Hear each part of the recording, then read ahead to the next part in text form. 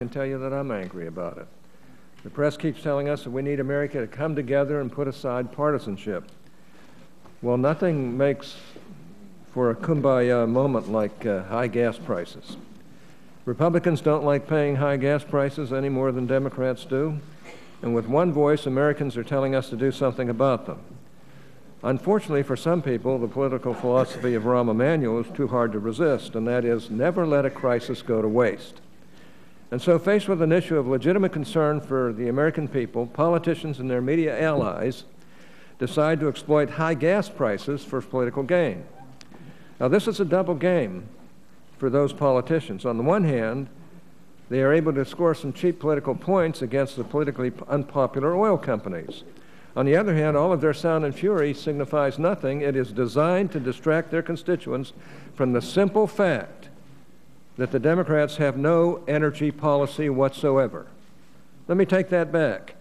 Actually, they do have an energy policy. Are you ready for this?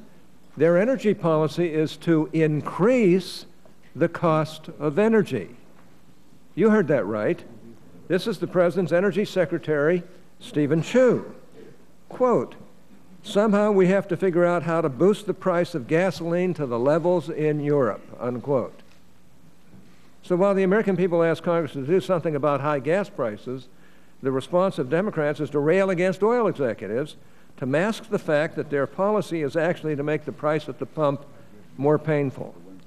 And for what it is worth, for all of their talk about the shrinking middle class and the income inequality, high gas prices don't hit Warren Buffett and Warren Beatty the hardest. They hit moms and dads who have to live far from where they work and drive minivans and SUVs because they have children. When Al Gore has to pay a little more to gas up the private jet to fly to Cannes in France, he doesn't feel any pain. But when my constituents in Utah see gas go above $4 a gallon, they have to make real choices about whether they have to work longer hours to make ends meet and whether they can send their children to camp this summer.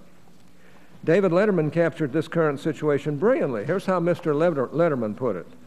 "Gas prices, aren't they crazy? It's so expensive that rats are carpooling in from New Jersey." Now, I'd expect my friend from New Jersey to change the joke and stipulate that the rats arrive from the opposite direction. Of course, my friend from New York might take exception to that. Now, we don't have as many rats in my home state of Utah, but like folks in New Jersey and New York, Utahns are plenty angry about high gas prices. They are bearing the brunt of gas prices near $4 per gallon. This is very discouraging because we are still recovering from one of the worst recessions our country has ever faced, and all that these increased gas prices do is put the brakes on an already fragile economy. Now, I hear from small businesses that they're trying to make a profit and possibly hire more workers, but now have to make room for added energy expenses. I hear from families who are trying to work out how these gas prices will fit in their budgets, and I hear from those who are still looking for employment. What the people of Utah in this country need is a forward-thinking energy policy that will address rising gas prices that are a lead weight around the neck of the economy. I'm not here to defend any particular industry. After all, I'm one of the leading proponents of promoting alternative fuels. But let's not make any mistake about what we are talking about here. And I might add, I've passed legislation that does do exactly that. Let's not gloss over the plan that is being offered here. The plan that is being offered here is to raise taxes. Americans are rightly upset about the cost of gasoline, and the solution being offered here, let's raise some taxes. Lawyers would call this a non sequitur. Every day, Americans would call it beside the point. Raising taxes to address high energy prices is about as relevant as a person walking into a doctor's office, complaining of chest pain, and having the doctor respond by offering to reupholster the patient's couch. Families and businesses are being hit by high gas prices. This demands an energy policy. But all this hearing is about is providing a justification for tax increases. Now, I wish I could say I was surprised. No matter what the question is, it seems that for the President and some of my colleagues, the answer is always raise taxes. Government spends too much, raise some taxes. Health care too expensive, raise some taxes. Gas prices too expensive, I've got it, let's raise some taxes. I would be doing a grave disservice to my constituents if I was to ignore the consequences of these tax increases. Some of us are trying to create American jobs, increase energy supply, and reduce dependence on foreign oil at a time when we are still recovering from an historic economic collapse. The proposals that will be discussed today are completely divorced from those pressing needs. The reasoning put forth for repealing these tax provisions, rising gas prices, and reporting high first-quarter profits would set a bad precedent for future tax increases. Are we to increase taxes anytime a company sees an increase in quarterly profits due to high demand of a commodity? What if Walmart's profits increase due to a spike in global demand for cotton? What if an increase in demand for coffee results in Starbucks reporting record profits? What if the Hollywood studios hit a few home runs with some new films and record profits result? Well, I'm not going to hold my breath waiting for Democrats to haul George Clooney up here to justify his income. I do not believe we really want to go down the dangerous road of deterring American businesses from becoming too profitable. This hearing should not be used to score cheap political points, but I'm afraid, with all due respect, Mr. Chairman, that that's what we're going to see here today. I have a chart depicting what I expect this hearing to turn into, and there you go.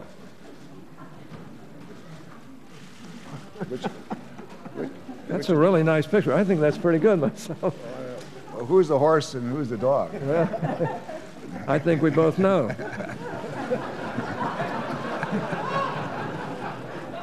I know who the horse's ass is, I'll put it that way. It is perfectly, I shouldn't have said that.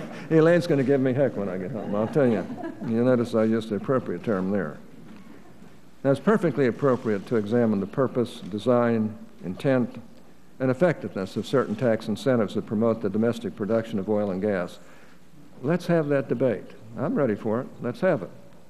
In 2004, Congress passed the American Jobs Creation Act. The centerpiece of that legislation was the domestic manufacturing deduction. Now, this particular provision was designed to strengthen the domestic manufacturing sector. It is a deduction for manufacturing everything from coffee to appliances to the domestic production of oil and gas. The amount of the deduction is specifically tied to wages paid to American workers. The intent was not to incentivize manufacturing and production, but to manufacture and produce within the United States rather than overseas.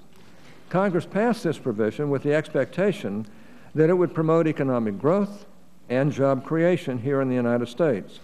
Now, it is important to note that this provision is not just tied to oil and gas and to the oil and gas industry, but applies to income derived from all manufacturing within the United States.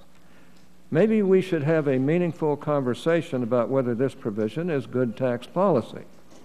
Given that it impacts industries far outside the scope of the oil and gas industry, it is a conversation more properly suited to a debate over tax reform. But I'm not going to hold my breath waiting for this adult discussion of tax policy.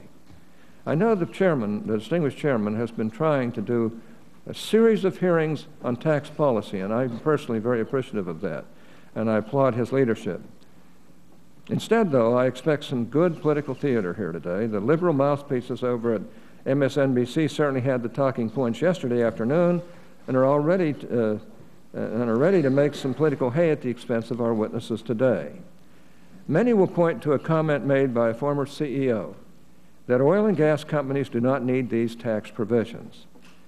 That CEO might be right. Oil and gas companies would probably drill with or without these tax incentives, but let's be clear, they would be less likely to do so in the United States. We have to ask whether we want to help increase the market share for U.S. corporations in the global oil and gas marketplace, or do we want to decrease that market share and put ourselves at the mercy of foreign importers?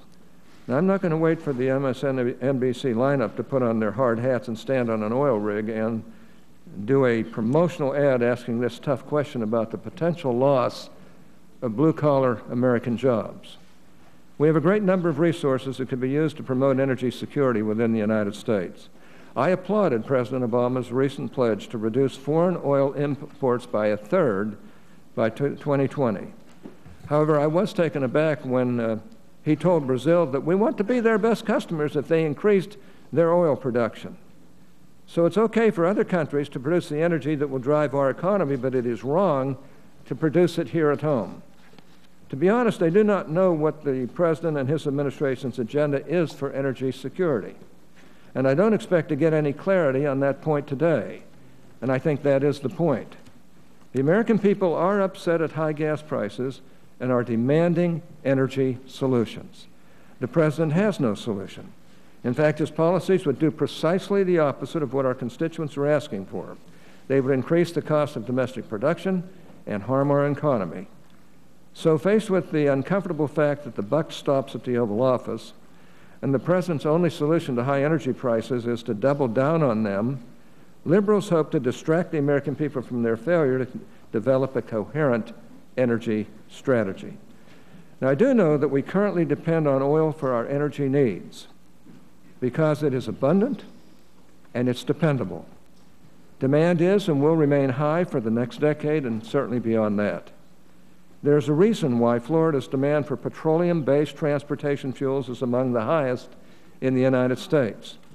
There's a reason why states like New Jersey and Maryland consume more gas per capita than most states. And we certainly have the resources to meet that demand. Just recently, geologists have discovered... Senator Hatch, are you almost through? I mean, you've been talking for a long time. We don't have our testimony yet. No, I'm not through yet. And I'm not going to be through till I get through. We certainly have the resources in this country to meet that demand, but I'm almost through. Just recently, geologists have discovered in the western part of North Dakota and parts of Montana a 25,000 square mile sea of oil that could hold the largest accumulation of oil identified in North America since 1968. They have dubbed it the Kuwait on the prairie. About 100 new oil wells are developed each month. We also have a great deal of oil in the Rockies on public lands and off our coasts. But our President has done everything in his power to shut down federal leases in these areas. Maybe it's just the people working for him. I don't know. Look, we all know politics is thick in the air here today. Our dog and pony will feel very much at home. I've got to tell you that. Many Democratic senators have admitted that it's good politics to take on oil companies when gas prices are high. We all know everyone is angry about high pump prices. We don't need to hold a hearing on that. But if we want to do something about it, 3 questions come to mind. And I'll pursue these questions with the witnesses. First question. Will the policies proposed by the President and the Democratic leadership cause pump prices to drop? Second question, if pump prices do not drop, then what will the policies proposed by the President and the Democratic leadership do? One possibility might be that these policies will cause the U.S. to become more dependent on imported oil. The third question, with respect to tax incentives available for all U.S. manufacturers, is it wise, and this is an important question, is it wise to single out one industry and treat it differently from others? I'll put a finer point on the question. Is it wise to conduct business tax reform on a selective and punitive basis? It's a legitimate question, and we ought to answer it. Let's send the pony back to the stable. That's what we ought to do. Let's send the dog back to the kennel. Let's get back to reforming the tax code to support economic growth. So far in this Congress, we've been making progress in making the tax code more efficient, simpler, and fairer. And I know that the chairman is dedicated to that, as am I, and I hope the chairman will continue in these efforts. Thanks so much, Mr. Okay, thank you very much, Senator. I'd now like to introduce the panel before us.